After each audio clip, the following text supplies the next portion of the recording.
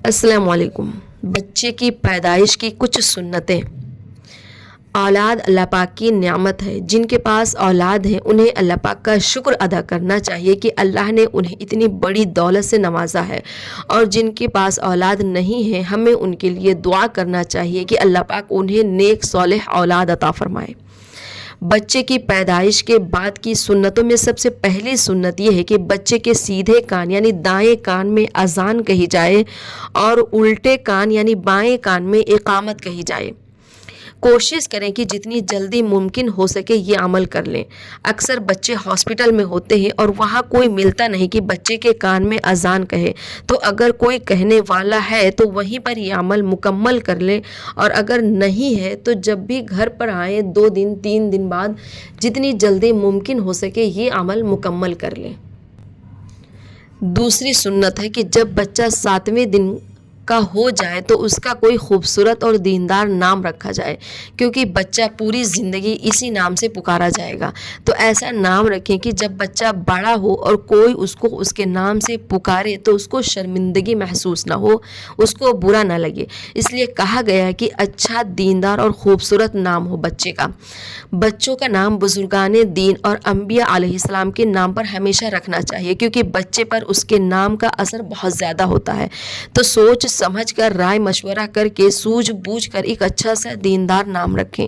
اس سلسلے میں نبی کریم صلی اللہ علیہ وسلم کا ارشاد ہے کہ انسان اپنے بچے کو سب سے پہلا تحفہ نام کا دیتا ہے، اس لیے اسے چاہیے کہ اپنی اولاد کا اچھا سا نام رکھے۔ اسی پر نبی کریم صلی اللہ علیہ وسلم کی ایک دوسری حدیث ہے کہ قیامت کے دن تم اپنے آبا و اجداد کے نام سے جانے جاؤ گے۔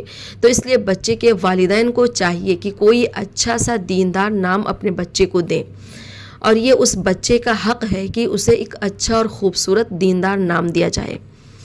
ایک تیسری حدیث ہے کہ حضرت عبداللہ ابن عمر رضی اللہ تعالیٰ عنہ سے روایت ہے کہ نبی کریم صلی اللہ علیہ وسلم کا ارشاد ہے کہ تمہارے ناموں میں سے سب سے زیادہ محبوب اور پسند نام جو اللہ پاک کو ہے وہ عبداللہ اور عبد الرحمن ہے۔ ابو داؤد شریف کی ایک حدیث ہے کہ ثم باسماء الانبیاء، کہ پیغمبروں کے ناموں پر اپنے بچوں کا نام رکھیں۔ 7ویں دن عقیقہ کرنا یہ عمل مسنون ہے، اور یہ تیسری سنت ہے۔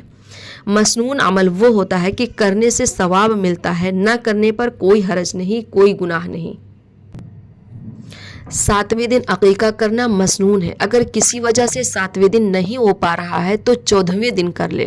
اگر 14ویں دن نہیں ہو پا رہا ہے تو 21ویں دن کر لے۔ اگر 21ویں دن نہیں ہو پا رہا ہے تو جب آپ کو مناسب لگے، جب آپ کو ٹائم ملے تب کر لیں، کوئی حرج نہیں، لیکن 7ویں دن عقیقہ کرنا سنت ہے۔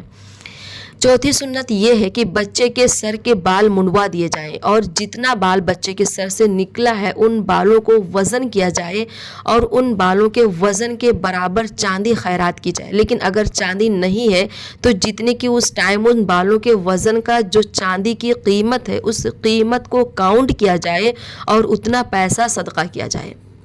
نمبر 5، سنت ہے کہ بچے کے سر کے بال منڈوانے کے بعد سر میں کوئی خوشبو لگانا، جیسے زعفران وغیرہ۔ نمبر 6، سنت یہ ہے کہ لڑکے کے عقیقے میں 2 بکرے اور لڑکی کے عقیقے میں 1 بکرا ذبح کیا جائے۔ اس بات سے یہ واضح ہو جاتا ہے کہ لڑکے کے عقیقے کے لیے 2 بکرا ذبح کرنا سنت ہے۔ اگر کسی کے پاس 2 گنجائش نہیں ہے تو وہ 1 بھی کر سکتا ہے، یا اگر 2 سے زیادہ کرنے کی گنجائش رکھتا ہے تو وہ 2 سے زیادہ بھی کر سکتا ہے۔